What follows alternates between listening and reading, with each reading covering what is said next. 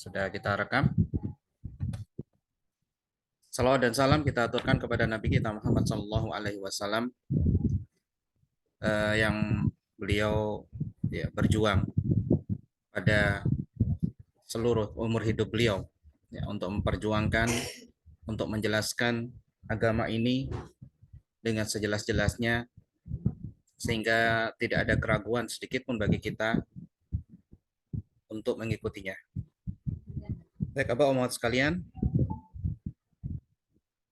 kita akan melanjutkan dari apa yang telah kita kaji. Alhamdulillah kita sudah sampai ke poin yang ke-9 ya, yaitu tentang bayanu khuturati al-khata, ya, yaitu menjelaskan tentang uh,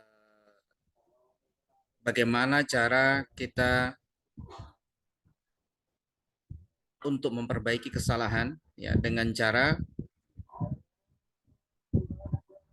sebentar kita tunggu dulu adzan karena di sini adzannya agak terlambat ya, jam 4. Kita tunggu sebentar.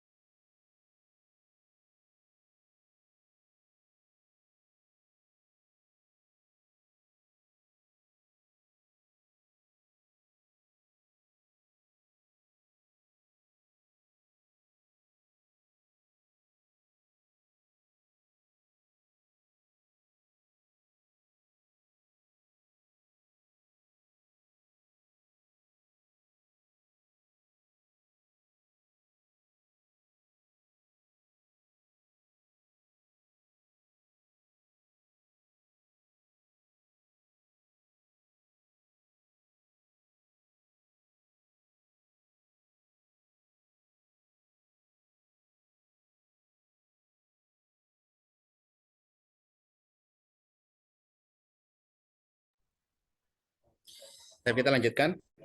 Jadi poin yang ke-9, ya Bunda, yang semoga Allah Subhanahu wa taala merahmati kita semuanya, adalah memperbaiki kesalahan. Ya, memperbaiki kesalahan baik itu anak atau orang dewasa itu dengan cara kita menjelaskan khuturah, bahaya. Bahaya ketika suatu kesalahan itu dilakukan. Jadi cara mencegah atau cara agar orang tidak melakukan kesalahan lagi yaitu kita menjelaskan bahayanya ya dengan bahasa yang mereka fahami. Ya, kalau kita menjelaskan kepada anak-anak berarti ya kita harus menyesuaikan bahasa kita sampai mereka memahami benar-benar bahwa itu memang bahaya untuk mereka. Ya, itu yang dimaksud poin 9 ini. Nanti akan kita jelaskan contoh hadisnya seperti apa, ya kemudian nanti aplikasi praktisnya seperti apa. Kemudian berikutnya yaitu pada poin yang ke-10 ya Bunda, semoga Allah Subhanahu wa taala merahmati kita semuanya. Ini terkait tentang poin yang ke-9 yaitu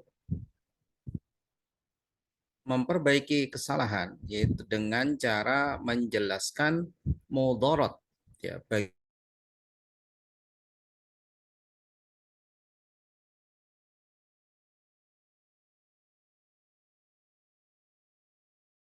Tapi kalau mudarat ini khusus untuk dirinya sendiri. Apa yang membuat mudarat. Tapi bisa juga nanti ada hadisnya bahwa ternyata mudarat ini ketika kesalahan dilakukan, mudarat itu tidak hanya menimpa dirinya sendiri, tapi bisa juga menimpa orang lain.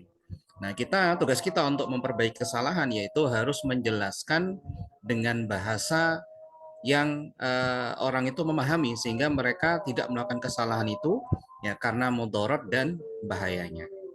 Baik, kita tidak membaca detail ya seperti biasa pada kitab ini karena harapan kita agar bisa diamalkan maka kita buat ringkasan.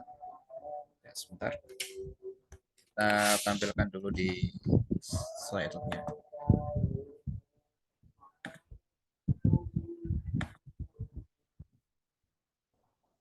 Nah, ini ya, jadi memperbaiki kesalahan dengan dua cara, yaitu dengan cara menjelaskan bahaya ketika kesalahan ini dilakukan, dan yang kedua yaitu menjelaskan kerugian yang akan didapat baik itu oleh orang tersebut atau orang lain, sehingga harapannya kesalahan ini tidak dilakukan lagi. Dan sekali lagi ya, ini bisa kita amalkan baik itu untuk anak-anak ataupun orang dewasa ya. Tapi tentunya dengan penyesuaian. Nah, nanti cara praktisnya yang kita pernah lakukan ya di sekolah akan kita jelaskan. Baik, kita bahas dulu.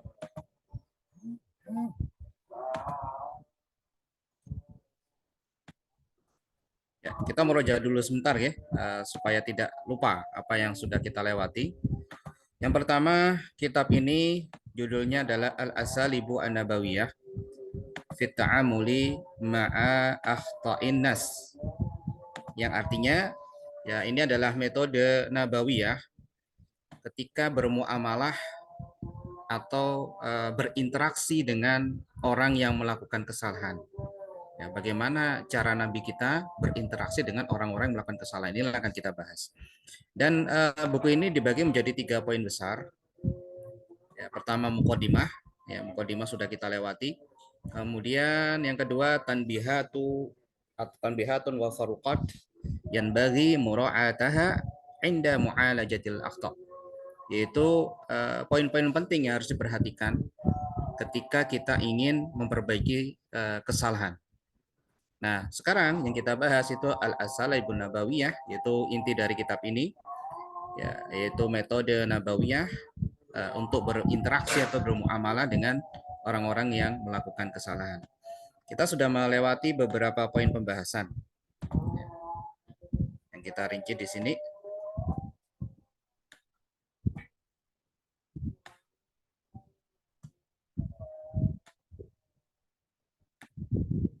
Nah, yang pertama adalah bersegera memperbaiki kesalahan ya dan tidak mengabaikannya. Ini sudah kita lewati. Jadi kalau ada sebuah kesalahan, maka sebisa mungkin kita bersegera untuk memperbaikinya dan tidak melalaikan. Ya, kita ada kalanya menunda sebagaimana pembahasan yang terdahulu ya bahwa ketika Rasulullah SAW melihat seorang badui kencing di masjid, maka beliau tidak bersegera untuk menghentikannya karena ketika menghentikan pada saat itu juga maka mudaratnya lebih besar, maka menunda sedikit ya untuk maslahat yang lebih besar, tapi tetap tidak diabaikan, harus segera diperbaiki kesalahannya. Ini adalah poin yang pertama, sudah kita lewati. Kemudian yang kedua yaitu memperbaiki kesalahan ya dengan menjelaskan hukumnya. Jadi hukumnya apa, kenapa kok salah, dan hukumnya seperti apa, ini juga sudah kita lewati. Kemudian yang poin yang ketiga adalah mengembalikan orang yang salah kepada syariat ya dengan cara apa, mengingatkan kembali tentang poin pokok utama yang ia melakukan kesalahan di poin tersebut. Kemudian poin yang keempat juga sudah kita lewati, yaitu apa, memperbaiki persepsi ya, taswir. Ketika orang melakukan kesalahan itu biasanya bersumber dari salah paham atau salah memahami tentang suatu dalil ya, atau suatu kesimpulannya keliru. Maka hal yang pertama bukan kita memperbaiki kesalahannya, tapi adalah memperbaiki taswirnya ya, penggambaran dia terhadap sumber utamanya, dalilnya, Ya, ketika ada dalil dia keliru, maka itulah yang harus diperbaiki, kekeliruan itu. Kemudian yang kelima, yaitu memperbaiki kesalahan ya dengan mengingatkan dan menakut-nakuti. Jadi setelah nasihat selesai, ya ternyata tidak bisa diperbaiki, maka cara berikutnya itu harus kita menakut-nakuti. Kemudian poin yang keenam sudah kita lewati juga, yaitu menampakkan kasih sayang kepada pelaku kesalahan. Jadi ada kalanya pelaku kesalahan tidak bisa kita kerasi. Justru kita harus berlaku lemah lembut kepada dia, mengambil hatinya, maka dia berubah. Tapi kalau kita kerasi malah tidak berubah. Ini juga sudah kita lewati. Kemudian yang ketujuh, yaitu tidak terburu-buru menyalahkan. Jadi kita harus mengetahui sudut pandang dan pokok permasalahannya, ya baru kita bisa simpulkan mana yang salah dan mana yang benar. Kalau yang salah maka diperbaiki, maka yang benar maka ya tidak perlu diperbaiki, yang benar. Jadi kita tidak boleh terburu-buru untuk menyalahkan. Kemudian yang kedelapan juga sudah kita lewati, yaitu tenang dalam menghadapi orang melakukan kesalahan.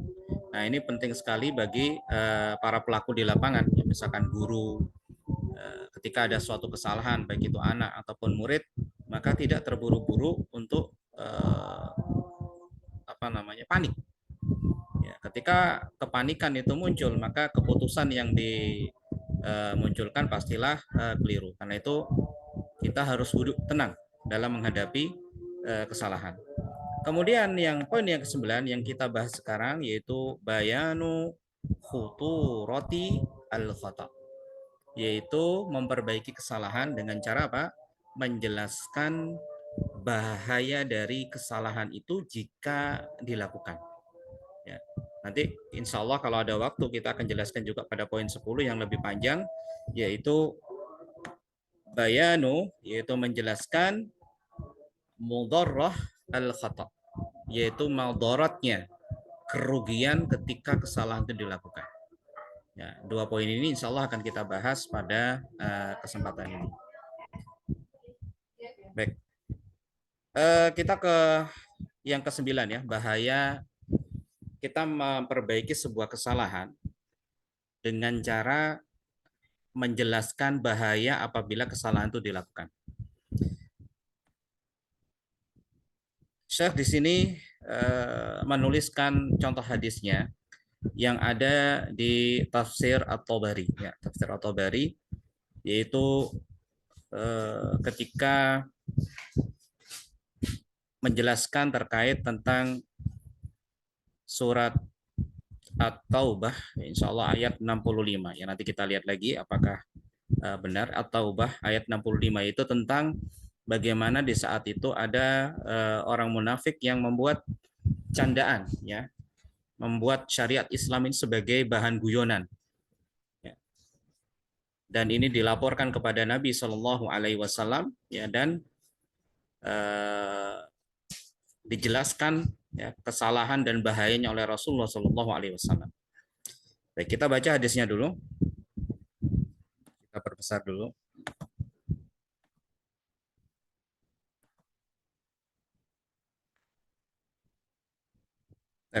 Yang pertama, ya ada yang lupa. Ini ada beberapa redaksi, ya. Ada beberapa redaksi. Ini kita kumpulkan dan di tafsir At-Tabari ini dijelaskan dua redaksi, ya, dua redaksi. Dan yang meriwayatkan ada beberapa sahabat. Nah, ini kita tunjukkan satu dulu. Kemudian kalau ada perlu tambahan agar lebih jelas akan kita tampilkan redaksi yang lain. Qala rajulun fi ghazfati Tabuk fi majlis. Jadi ada seorang laki-laki, ya, dalam perang Tabuk. Jadi saat itu adalah masa perang Tabuk. Ya.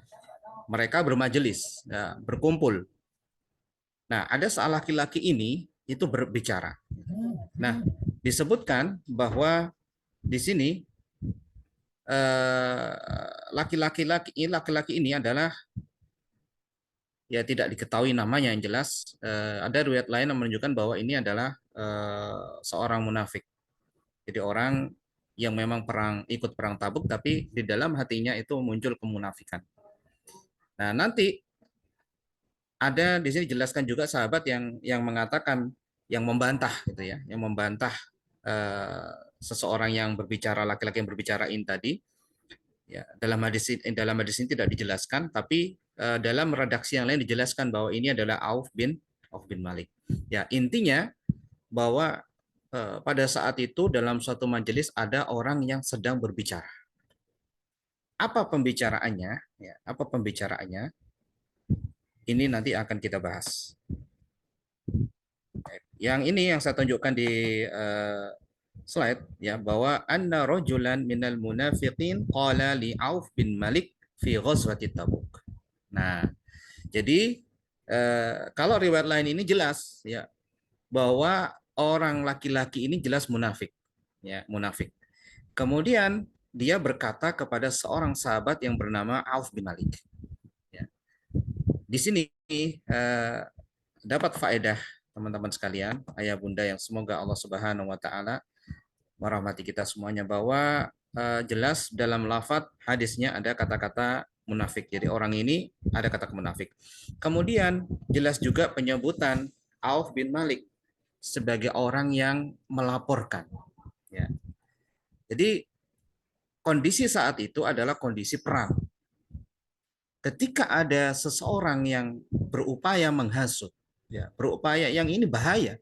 Ya, seorang munafik ini berbicara yang nanti akan dijelaskan dalam hadis ini adalah ucapan yang sangat berbahaya, ya, meremehkan para qurra, meremehkan orang-orang yang mengajarkan Al-Quran, ya, dengan candaan yang harusnya tidak boleh dibuat candaan.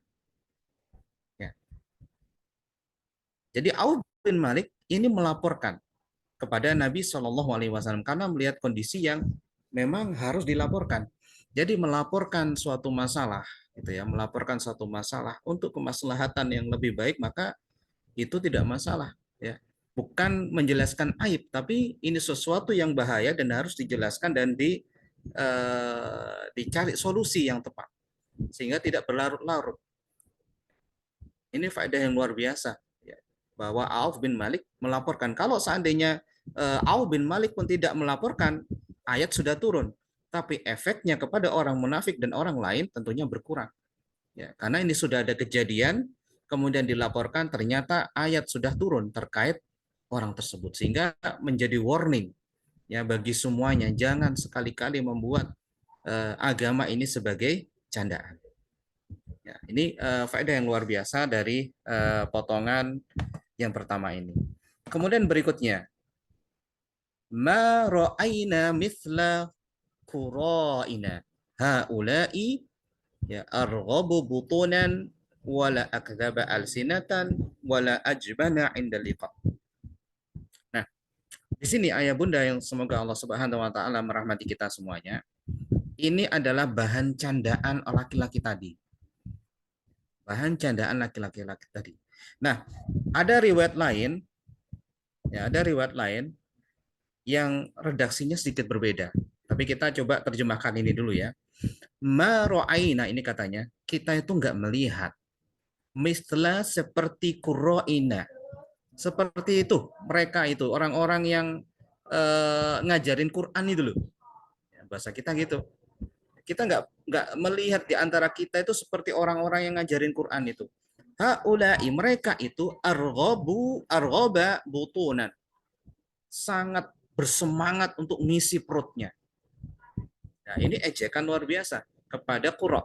Kalau seandainya nggak disandingkan dengan qurra atau pengajar Quran, ya, atau orang yang menyebarkan Al-Quran, maka sih mungkin candaan biasa. Tapi ini sudah mengarah, ya, mengarah kepada orang-orang yang saat itu memang fokus untuk mengajarkan Quran. Arghabu butunan. Kemudian perhatikan setelahnya ya, wala akdzaba al-sinatat. Dan tidaklah eh, apa lisannya itu paling berdusta. Nah, ya bahasa kita ya untuk memudahkan memahami, mungkin saat itu bisa jadi berkata tuh lihat eh, orang itu ya suka makan. Ya, kemudian tertawa. Wah, terus kemudian berbicara juga, berbicara lagi. Tuh, dia itu orang yang paling tidak berdusta ya, mungkin sambil mimiknya segala macam, bercanda lagi bertawa. Padahal yang dimaksud bukan artinya tidak berdusta, ya, tapi justru sebaliknya. Karena ini adalah lafadz ejekan, ya, dimunculkan dengan lafadz wala akdzaba alsinatan. Padahal maksudnya apa? Paling banyak dusta. Kemudian berikutnya wala ajbana inda liqa, dan orang yang enggak paling tidak takut ketika bertemu dengan musuh. Ya, ini bukan pujian, tapi dalam konteks candaan. Sehingga ini ya lafadz ini itu termasuk celaan kepada para qurra, kepada orang yang memang mengajarkan Al-Qur'an. Kemudian dalam riwayat lain, ayah bunda yang semoga Allah Subhanahu wa taala merahmati kita semuanya, disebutkan dengan lafadz yang berbeda, ya. Mali qura'ina, ya, tidak ada ya bukan atau tidaklah seperti para penghafal Quran kita tuh, orang yang mengajarkan Quran kita itu, haulai arghobana butunan, ya, sama kayak tadi ya, yaitu mereka paling seneng ya untuk ngisi perut, suka makan. Wa akdzabana alsinatan, nah ini jelas ya, dan paling sering berdusta lisannya. Wa ajabana indal liqa, ya, dan paling pengecut, paling takut ketika bertemu dengan musuh. Ya, ini redaksi dua ini saling melengkapi, yang maknanya adalah celaan kepada para qurra. Ya. Inilah yang membuat Al-Qur'an ya turun dengan lafadz yang keras, yang nanti insya Allah akan saya bacakan. Kemudian kata Syekh Utsaimin ya dalam tafsirnya menjelaskan tentang surat ini atau Taubah ini, bahwa mengejek itu bisa jadi dua, teman-teman. Mengejek itu bisa jadi dengan cara, dengan lisan, dengan perbuatan, ya, dengan lisan yang itu memang benar maksudnya itu. Ya. Misal ada orang pincang, kemudian kita ejek, wah pincang sambil tertawa, itu sudah mengejek. Atau bisa juga kita memperagakan, ya. Ada orang pincang lewat, kita memperagakan dengan padahal kita tidak pincang, itu juga mengejek. Tapi bisa juga dengan sebaliknya, ada orang pincang lewat, ya kita katakan, wah itu orang yang sehat, Kak. Ketika berjalan dia cepat, sambil tertawa, itu juga mengejek. Ya. Mengejek dengan maksud yang sebaliknya. Jadi hati-hatilah dengan ejekan, teman-teman sekalian ya. Ejekan itu adalah bukan ciri khas orang mukmin. Lisan orang mukmin itu bersih dari ejekan. Ya, tapi yang suka mengejek, ya, suka mencela itu biasanya adalah memang orang-orang kafir. Ya. Bagaimana di surat Al-Mutaffifin, ya, dan di surat-surat yang lain, ya, ciri khas orang-orang kafir adalah suka mengejek. Ya, tetapi coba perhatikan bagaimana umat Islam. Ya, umat Islam bersabar untuk tidak membalas ejekan, ya, dan akan dibalas nanti di akhirat. Maka hendaklah kita berhati-hati dengan ejekan. Kemudian berikutnya, pada lafadz berikutnya, faqala rajulun fil majlis. Nah, kemudian ada seorang laki-laki dalam majelis itu berkata. Nah, yang dimaksud ini Auf bin Malik. Kadzabta, bohong kamu. Walakinnaka munafiq. Ya, akan tetapi kamu itu jelas ini munafik. Ya. Pada zaman itu, teman-teman sekalian, ayah bunda, semoga Allah Subhanahu wa taala merahmati kita semuanya. Orang munafik itu ya sulit diketahui. Ya, orang munafik itu sulit diketahui. Kenapa? Karena mereka membaur dengan kaum muslimin. Kalau orang kafir jelas. Tapi kaum munafik yang mengetahuinya hanyalah Rasulullah SAW dan sedikit dari para sahabat. Nah, karena itu ya mereka hanya bisa diketahui dari tanda-tandanya. Ya, salah satunya ini. Makanya Auf bin Malik ya sampai keras sekali mengatakan walakinnaka munafik. Ya, kemudian apa kata beliau? La uhbiranna. Ada nun taukid di sini. sudah ada la muzalaqah kemudian nun taukid, artinya apa? Benar-benar tak laporin kamu. Ya, la ukhbiranna Rasulullah sallallahu alaihi wasallam. Benar-benar akan tak laporkan kamu kepada Rasulullah sallallahu alaihi wasallam. Ya, tidak main hakim sendiri, tapi dilaporkan agar diselesaikan oleh Rasulullah sallallahu alaihi wasallam. Kemudian akhirnya beliau bergegas ya, kepada Rasulullah SAW untuk melaporkan perihal ini. Fabalagha dzalikan Nabi sallallahu alaihi wasallam. Kemudian peristiwa ini dilaporkan kepada Nabi sallallahu alaihi wasallam, ya, wa nazzalal Qur'an. Sedangkan pada saat itu telah turun Al-Qur'an. Ya. Kejadiannya ya Al-Qur'an turun dahulu baru kemudian Auf bin Malik ini melaporkan kejadian itu. Kemudian redaksi berikutnya qala Abdullah bin Umar. Nah, di sini ketika kejadian melaporkan itu ada Abdullah bin Umar. Fa ana ra'aituhu muta'alliqan bihaqabinaqah. Kata Abdullah bin Umar ya, orang tadi ya, orang yang disebut munafik oleh Auf bin Malik ini ya mendatangi Nabi SAW mungkin mau memperbaiki ya. Jelas-jelas dia berkata seperti itu membuat candaan ya, kemudian dilaporkan kepada Nabi, takut. Ya, takut. Kemudian segera menemui Nabi SAW untuk mengklarifikasi sebenarnya. Ya, ingin memperbaiki diri. Ya. Sehingga apa? Abdullah bin Mas'ud ini melihat bagaimana kesungguhan orang ini untuk minta maaf. Sampai bergelantungan bihaqqobinaqah. Jadi bihaqqobinaqah ini adalah ketika ada onta gitu ya, ada onta, kemudian ada sadel pelana ya, pelana ontanya. Nah, ada talinya itu namanya haqqobinaqah. Ya. Jadi sampai bergelantungan geret itunya gitu. Sampai apa? Tanqubuhu al-hijarah. Sampai istilahnya ontanya itu sudah mau berangkat ditahan dan dia kesulitan karena apa? Ada batu-batu di situ. Ya bisa dibayangkan Rasulullah SAW sudah menyampaikan hal itu kemudian nggak ngereken apa yang diucapkan dia. Ya, tidak ngereken, pokoknya ontanya mau berangkat itu berusaha ditahan. Ini menunjukkan bagaimana orang yang disebut munafik tadi ya itu berusaha dengan keras agar dimaafkan. Wa huwa yaqul, sedangkan laki-laki tadi yang memegang tali pelananya onta Rasulullah SAW itu mengatakan, ya Rasulullah inna ma kunna nakhudu atau nukhudu wa nal'ab. Nakhudu wa nal'ab. Ya Rasulullah, kami ini ya sebenarnya hanya mainan aja, hanya senda gurau ya Rasulullah, hanya bermain-main saja. Jadi ingin klarifikasi bahwa yang ia lakukan itu ya nggak benar-benar gitu, agar dimaafkan. Tapi bagaimana balasan Rasulullah SAW? Ya Rasulullah SAW hanya mengatakan menurut Allah Subhanahu Wa Taala berfirman, abillahi wa ayatihi wa rasulihi, apakah dengan Allah, apakah dengan ayat-ayatnya dan Rasulnya kuntum tastahzi'un, ya kamu membuat candaan, membuat celaan, la ta'tadiru. Janganlah kamu meminta uzur. Jangan minta maaf sudah. Qad kafartum ba'da imanikum. Sungguh kamu telah kafir ya setelah kamu beriman. Ya.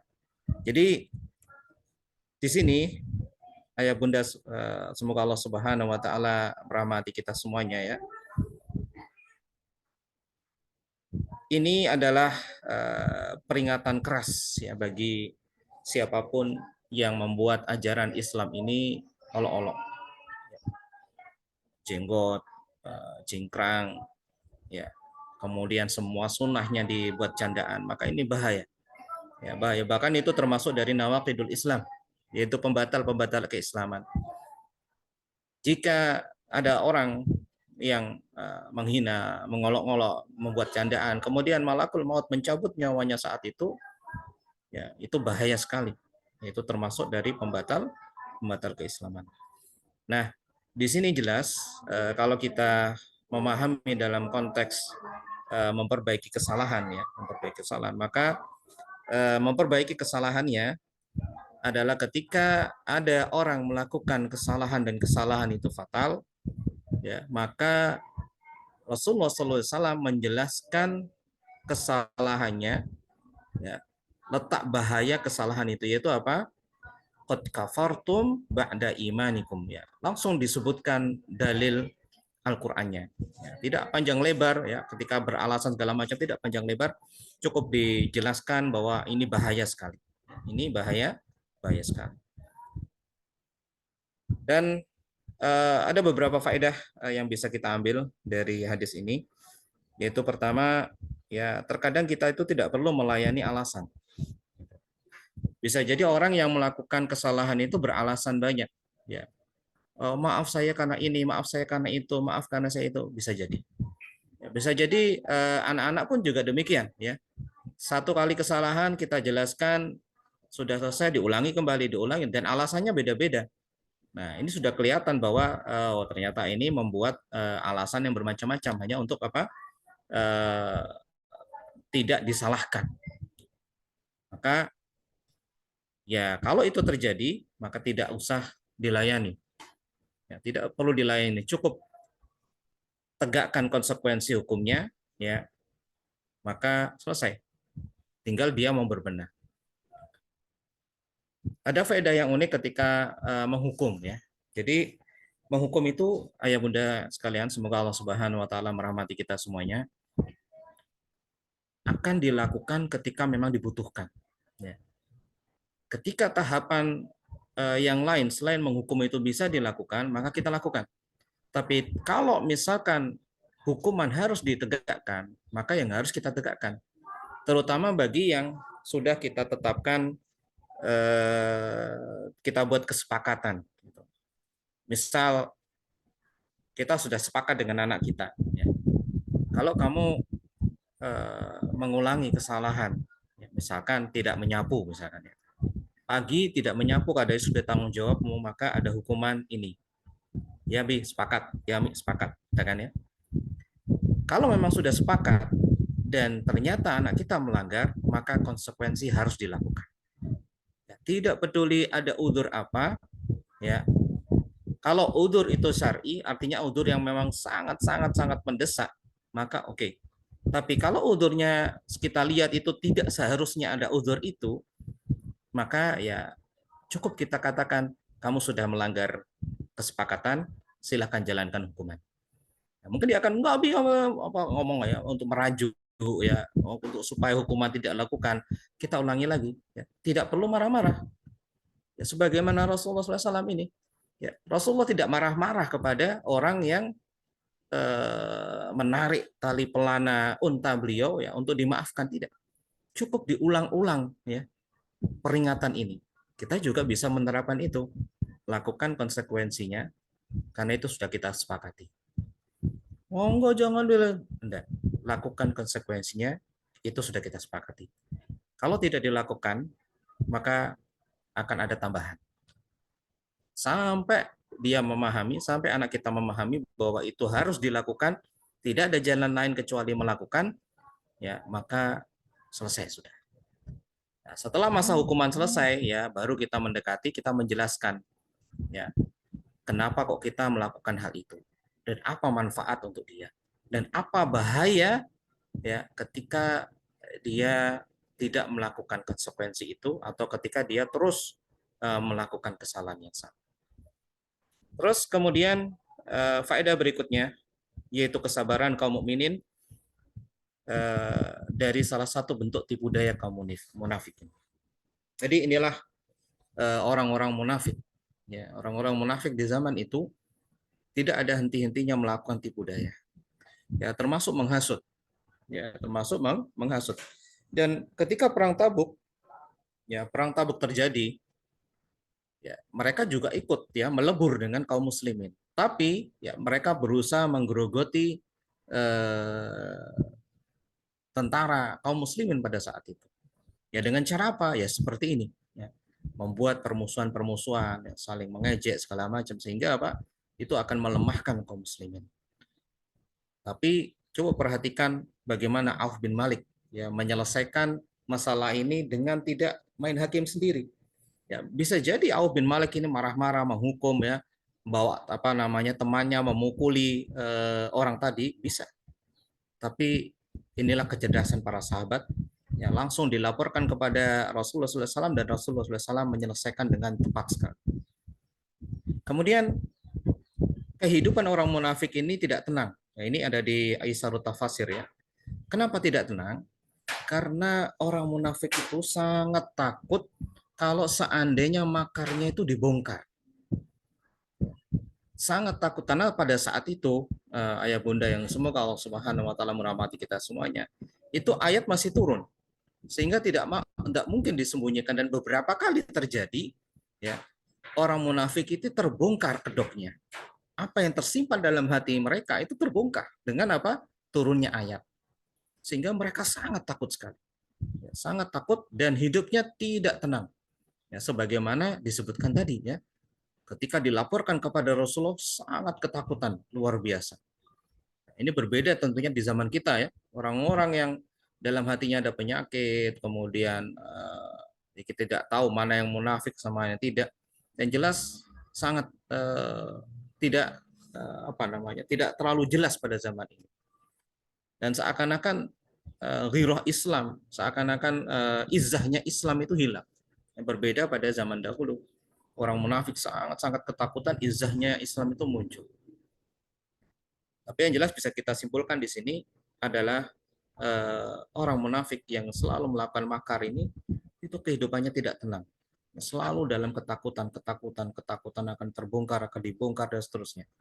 Yang berbeda dengan kaum muslimin, kaum mukminin yang mereka beramal ya sesuai dengan mengharapkan keikhlasan dari Allah Subhanahu, mengharapkan pahala dari Allah Subhanahu wa taala.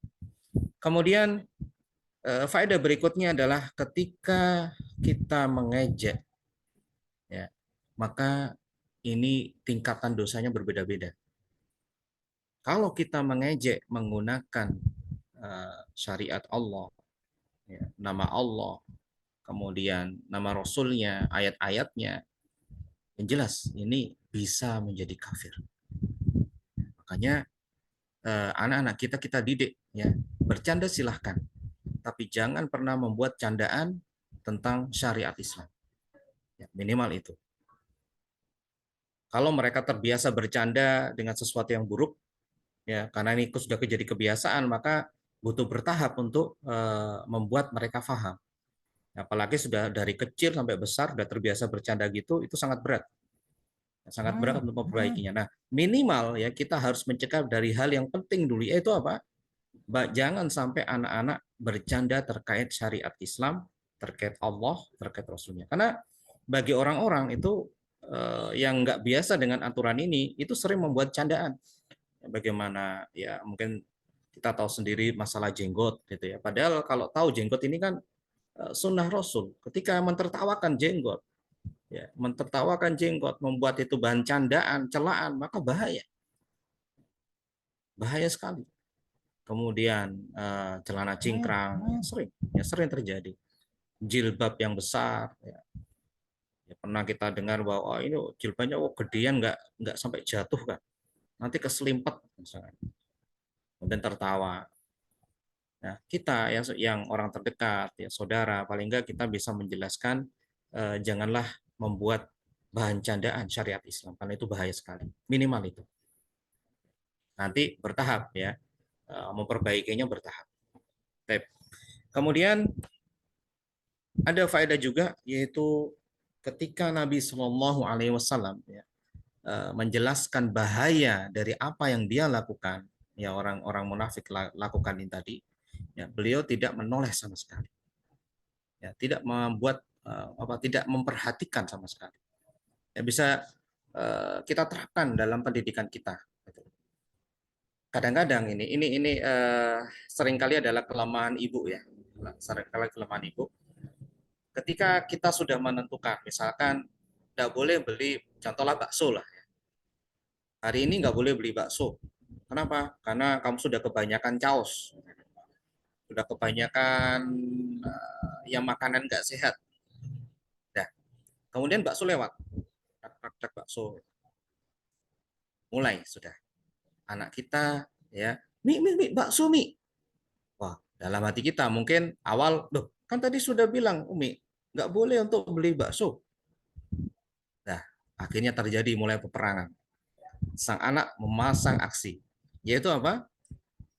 Mi, aku pengen bakso mi. Ya, mulai muncul tangisan. Sang ibu mulai goyah, gitu kan? Umi mulai goyah. Enggak boleh kan tadi sudah bilang.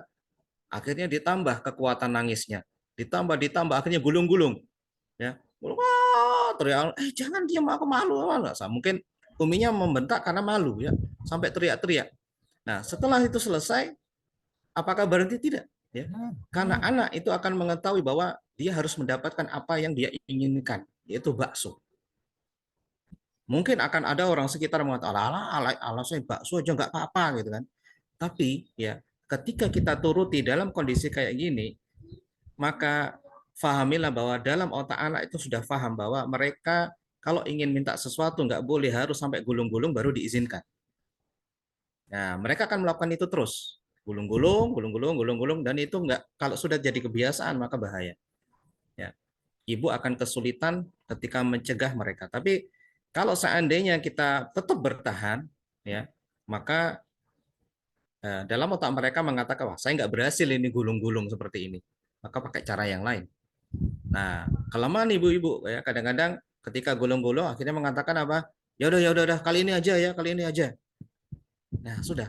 Hancurlah kesepakatan yang tadi sudah dibuat.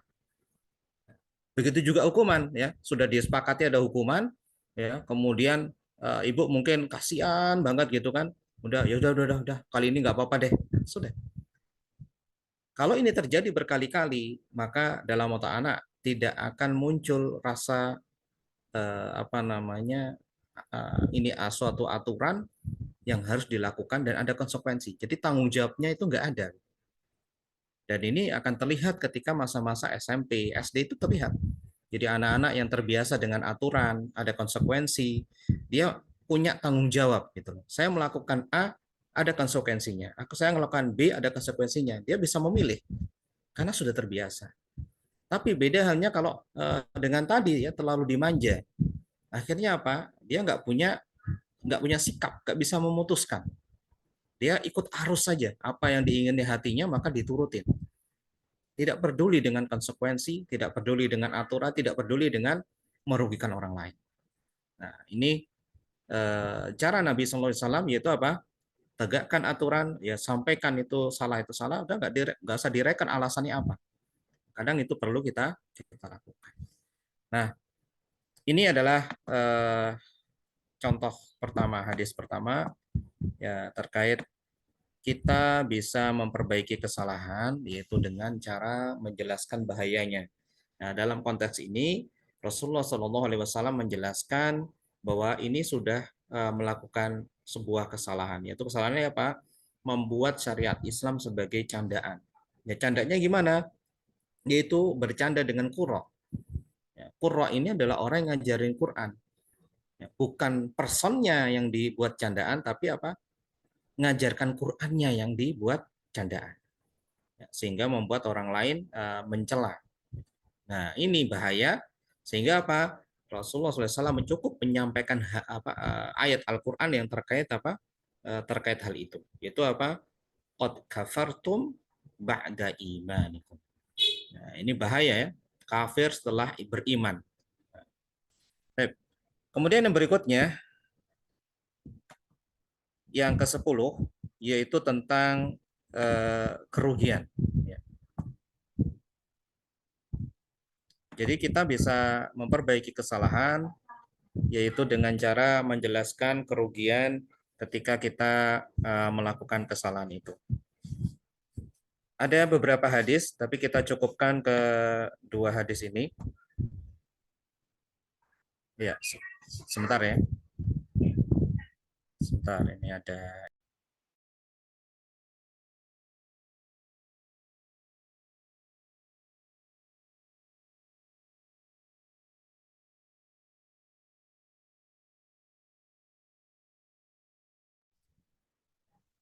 Mohon maaf. Eh, di sini ada dua hadis ya, dua hadis. Yang pertama tentang hadis bermalam dengan berpencar.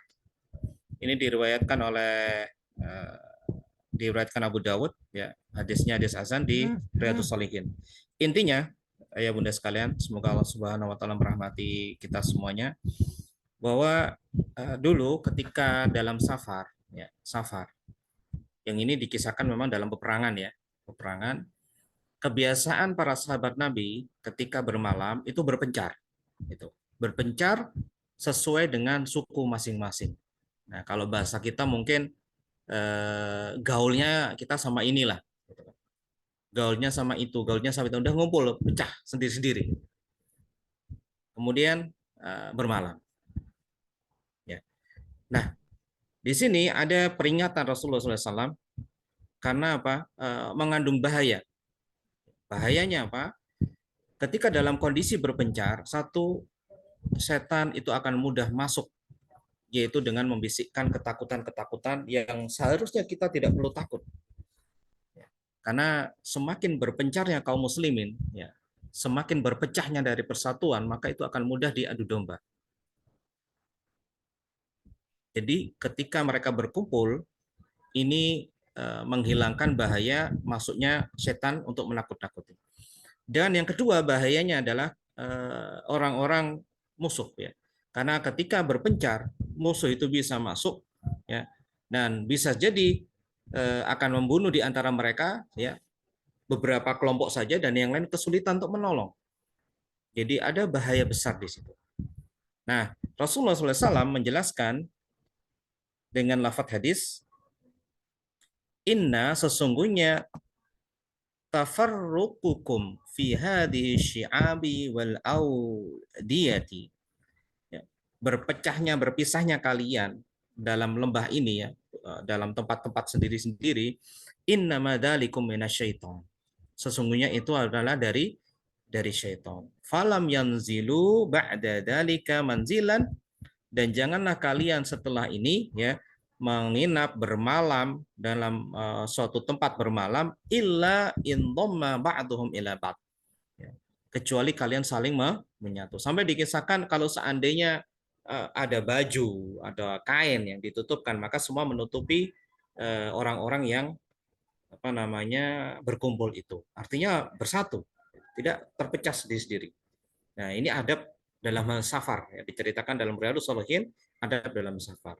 Jadi berpecahnya ini adalah sebuah kesalahan, dan cara Rasulullah untuk menghindarkan atau tidak kesalahan tidak berulang yaitu apa? Menjelaskan bahayanya. Nah, ini beberapa cara ya. Nanti ini hadis yang pertama, kemudian hadis yang kedua yaitu tentang menyempurnakan shaf. Menyempurnakan shaf ini hadisnya Bukhari Muslim ya, kekuatannya sangat kuat. Jadi dari Nu'man bin Bashir, intinya adalah Rasulullah SAW memerintahkan kita untuk menyempurnakan shaf-shaf kita. Nah, ketika menyempurnakan shaf-shaf kita ini, ya beliau juga menjelaskan bahwa yang pertama alasannya untuk menyempurnakan shaf itu adalah membuat kita kalau seandainya shaf kita benggang ya tidak sempurna, ya, kita akan mudah untuk diadu domba, akan membuat saling berselisih antara kita, itu satu. Yang kedua, setan itu masuk di sela-sela shaf kita, masuk di sela-sela shaf kita, sampai disebut oleh Rasulullah SAW itu seperti domba hitam yang kecil. Jadi ada beliau benar-benar karena bersumpah ya, beliau bersumpah dengan nama Allah ya, beliau benar-benar melihat setan itu masuk di sela-sela shaf dalam bentuk apa? Dalam bentuk domba kecil berwarna hitam. Ya, itulah yang membuat kita tidak khusyuk ya, mengacaukan apa namanya bacaan sholat kita dan seterusnya. Jadi Rasulullah menjelaskan dan apa namanya mengantisipasi kesalahan agar tidak terulang dengan cara apa? Menjelaskan bahayanya. Yaitu apa? Itu tadi yang pertama, kekhusyuan berkurang dan mudah diadu domba.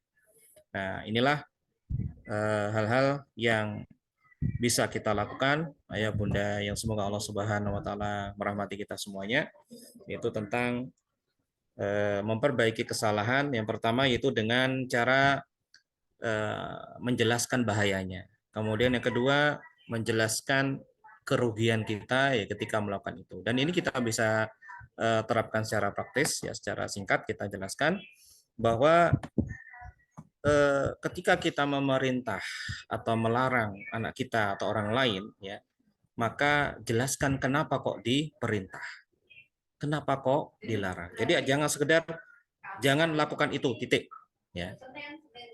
Kadang-kadang kita harus lakukan, jangan lakukan itu. Kenapa? Karena ini kita jelaskan. Apa manfaatnya, apa bahayanya, ya, apa kerugiannya itu kita jelaskan. Nah, dengan cara itu ya mudah-mudahan nanti ketika kita menjelaskan itu kesalahan akan berkurang.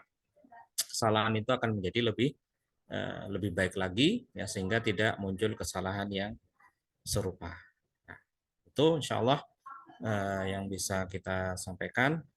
Ya, mudah-mudahan dari sedikit ini bisa bermanfaat untuk kita semuanya. Sedikit pengumuman teman-teman sekalian, insya Allah semoga Allah Subhanahu Wa Taala memudahkan ya. Pekan depan kita akan mulai kajian offline kita yaitu di Masjid Kurmaku satu. Kemudian yang kedua, alhamdulillah ya karena nikmat Allah Subhanahu Wa Taala ini para santriwati SMPTA yang mengikuti daurah Nurul Bayan ya dan juga beberapa guru gitu daurah ya mudah-mudahan dapat sertifikat ya untuk bisa mengajarkan ini secara resmi kepada semuanya dan insya Allah kita juga akan mengadakan daurah ya daurah insya Allah ke depan ya, seiring dengan selesainya Masjid Kurmaku ya mudah-mudahan ini bisa mengalirkan pahala bagi teman-teman yang sudah berusaha untuk menyumbang Masjid Kurmaku ini dan perlu kita sampaikan Masjid Kurmaku ini masih kurang ya dananya masih kurang banyak sekali mungkin sekitar 20 jutaan kurang lebih belum saya upload ini ya karena waktu yang belum sempat untuk mengupdate tapi datanya terkumpul semuanya tinggal update flyer dan update pemasukan. Ya, monggo masih kita buka kesempatan sampai benar-benar selesai dan balkon itu sudah separuh ya. Sebenarnya kita ingin tutup full kaca.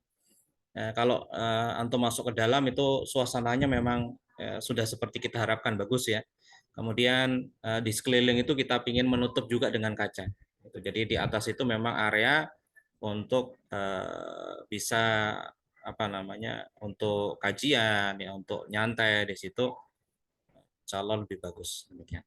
Monggo bisa disampaikan kepada teman-teman yang memiliki rezeki ya mungkin bisa membantu untuk menyempurnakan nikmat Allah ya di Masjid Kurmaku ini. Begitu juga nanti mohon doanya dan dukungannya tentang tanah sebelah kita masih berusaha untuk membebaskannya. Demikian teman-teman sekalian, semoga bermanfaat ya. Kita tutup pertemuan kita. Allahumma shalli ala Muhammad wa ala ali Muhammad kama shallaita ala Ibrahim wa ala ali Ibrahim. Subhanakallahumma wa bihamdika asyhadu an la ilaha illa anta astaghfiruka wa atubu ilaik. Assalamualaikum warahmatullahi wabarakatuh.